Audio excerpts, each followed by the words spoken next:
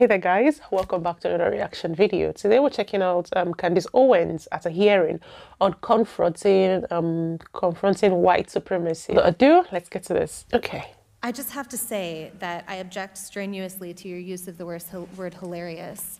To me, this feels a lot like your reaction to being named in one of these manifestos. Now, you're of course not responsible for the words of somebody writing that document, but I do think that laughing at it is a real problem because these are real families that are impacted by this violence. And I think our efforts towards talking about this have to start from a place of mutual respect, which is what I've heard from this side of the table. Now, the reason we don't have those numbers, I want those numbers as much as you do, but to say the numbers don't show something is simply not supported by the data. Okay. To say that the number does not show something is not supportive by the what? If the numbers don't show something, I mean, they don't show something, right? Can a person not see the numbers don't show something when they obviously don't show something? Okay, I don't know what this is about. I don't know why Candace Owens would laugh at something so sensitive. I don't know if she did. But let's see where this is headed. I mean, I don't think she did. Okay, and I have 38 seconds left, Ms. Mulligan, if you want to respond within that time. The only thing I would add is that it's in the name. Terrorism, domestic terrorism, it terrorizes us. It terrorizes us in our homes. It terrorizes us in our schools. And to the points made by the other panelists, it is disproportionate to its impact on any individual life, and it's not. You reject the idea it's something that doesn't matter, or it doesn't really matter? Absolutely reject. Okay. All right, so here's where we are. Every member now has had 5 minutes and... Okay, and Mr. Clay, so we have two members who have not. So I'm going to go to the two members who have not yet, and we'll give an opportunity for a closing thought to any member who wants before we go. Am I next to respond, or is Mr. Meadows? I thought Mr. Meadows was next. Mr. Meadows, okay. Mr. Meadows is next, then Mr. Clay, then to you, Mr. Jordan.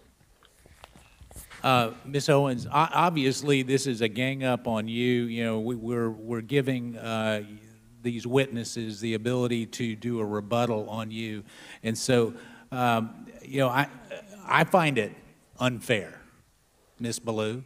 I mean, you know, candidly, for you to show mutual respect and then you to go after Ms. Owens, it's not appropriate. So, Ms. Owens, you can have 4 minutes and 34 seconds to respond. However, yield for a second. I'll yield to.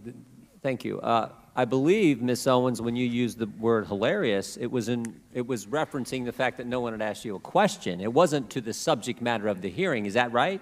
That is correct. And to have another witness insinuate something that is not accurate is just not appropriate, Mr. Chairman, for how witnesses are supposed to behave in front of this committee. I also think you didn't say it doesn't matter about the subject matter of today's hearing. You said there are other subjects that matter as well, and maybe we should spend some time on those. Is that accurate? That is correct, and they matter much, much, much, much more, and I have said that. I said that in my opening, and I will say it again. You know that white supremacy and white nationalism ranks nowhere near the top of the issues that are facing Black America. And the reason that you are bringing them up in this room is because it is an attempt to make the election all about race, as the Democrats Not in my case, Ms. Owens. I'm sorry. Please do not characterize my motive. Mr. Chairman, it's my time.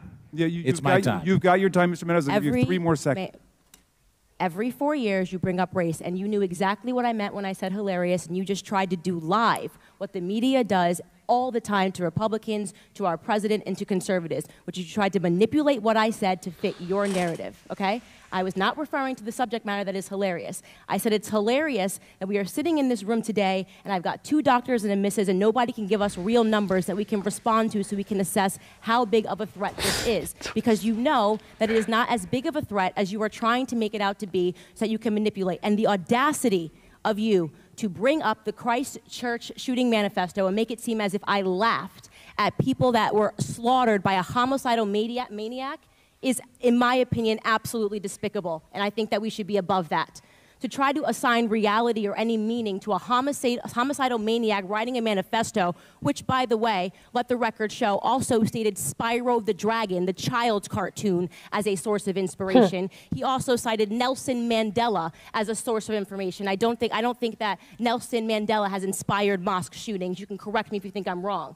You would rather assign meaning to a homicidal maniac than to actually address the things that I said today that are actually harming Black America. Number one, father absence. Number two, the education system and the illiteracy rate. Illegal immigration ranks high, abortion ranks high, white supremacy and white nationalism, if I had to make a list again of 100 things, would not be on it. This hearing, in my opinion, is a farce, and it is ironic that you're sitting here and you're having 3 Caucasian people testify and tell you what their expertise are. Do you want to know what my expertise are? Black in America. I've been Black in America my whole life, all 30 years, and I can tell you that you guys have done the exact same thing every 4 years ahead of an election cycle, and it needs to stop. I'll yield back. Wow. Thank you, Mr. Meadows. Okay, they were not expecting that. They were not expecting that. Yes, I am Black in America. I've been Black my whole life. And I'm telling you that the problem that we have is not about white supremacy. The education system is not very good. Father absence, you know, raising a child in a household where 2 parents are involved is a lot better than a single parent raising a child. I mean, statistics show that. And don't try to twist my word, because it's exactly what the media does. You're twisting my words, and I'm sitting right here, like, hey, can you not see me? I'm right here. You can do that when I'm not around. You can do that behind my back. Everybody's sitting here and everybody heard exactly what I said. But you're twisting my words to fit your own narrative to make me look bad.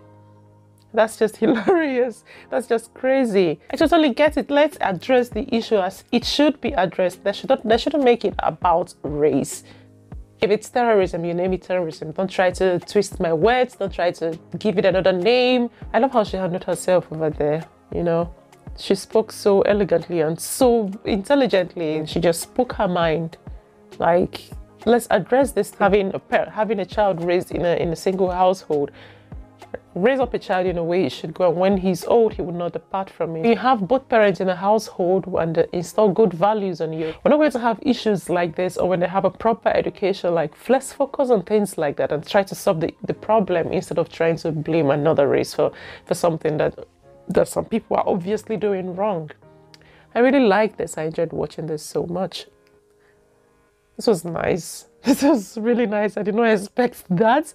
And I'm pretty sure those people did not expect that either. Thank you so much, guys, for watching this. I really hope you enjoyed this video too. If you did, do not hesitate to give me a big fat thumbs up. Consider hitting the subscribe button as well. And I'll see you guys in my next video. Until then, stay safe, be kind, and bye.